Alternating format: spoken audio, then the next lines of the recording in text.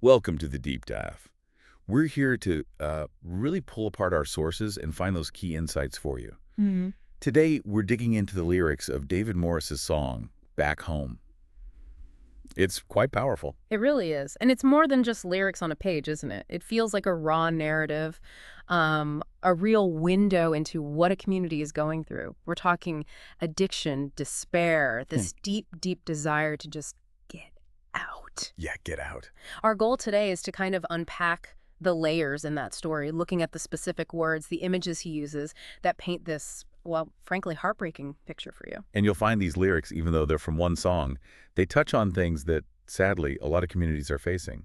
It's a very personal take on home, but it feels universal, too. Mhm. The song, it really doesn't ease you in. It just starts, boom, right with this immediate tragedy. No easing in at all. Exactly. The first lines just hit you. I got a call the other day. My cousin said our buddy Jimmy Dunn passed away. And the reason? It's just laid bare. He took one too many, trying to drown the pain. That phrase, drown the pain, it's so direct. It's not abstract. It connects addiction straight to this fatal attempt to escape something agonizing. Yeah, it forces you to confront what that really means. Yep. And the impact, it spreads immediately, doesn't it? Like ripples. Instantly. You see, his mama's there on the front porch crying, and then his daddy smoking cigarettes. He feels like dying. That detail about the dad. It's devastating. It is. Wants to get away, but he's too drunk to be driving, so he's going out his mind. That picture of complete helplessness, trapped even in his grief, it says so much. So how does the song take that, that incredibly personal pain and connect it to what's happening in the wider town? Well, that's where the scope really broadens. It doesn't let that tragedy sit in isolation. It pivots almost immediately to show this isn't just about Jimmy, it's about the place. Okay. The lyrics state it pretty plainly. Back home's where trouble calls, kids are all hooked on Adderall, and then, even more chillingly, I remember that line. yeah, back home in them hills, if depression don't get you, then the fentanyl will. It's presented almost matter-of-factly, like this widespread addiction, the mental health crisis. It's just, part of the scenery. That normalization is maybe the most unsettling part. Like despair is just expected. It's a heavy commentary on how deeply rooted these problems can become. And it creates this atmosphere where hope feels, well, almost futile. The song says, there's a darkness in this town, and around here, your dreams are as good as gone. Mm-hmm. Good as gone. And Jimmy's story is the perfect tragic example, right?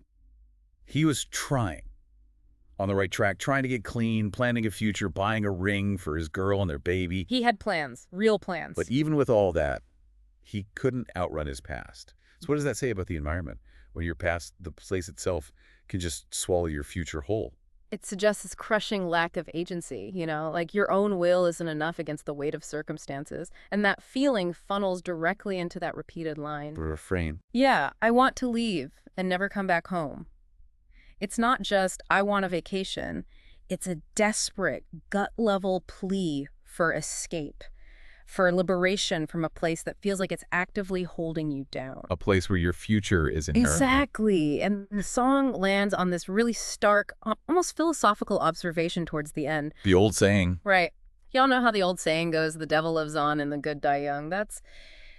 That's more than just sadness. It feels like a deeply ingrained, fatalistic view of the world. Like hope is naive and that the struggle is just the way things are. It offers this bleak insight into the mindset that can develop when you're constantly facing adversity. It's almost resignation. But interestingly, it doesn't end purely on that note. Oh. There's still this tiny flicker right after.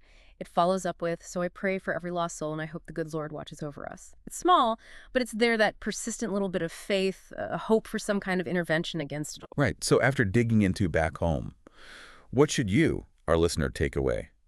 This one song, it really brings these community struggles to life through such a personal lens. Yeah, what's striking is how music can do that. How one narrative, Jimmy's story, illuminates these huge systemic issues, addiction across generations, mental health battles, dreams just getting crushed. It really makes you think about the unseen struggles people face. And the environments that shape those struggles. Yeah. It definitely leaves you with a heavy question to think about. In a place where it feels like dreams are as good as gone, where that saying, the devil lives on and the good die young, resonates, what does it actually take?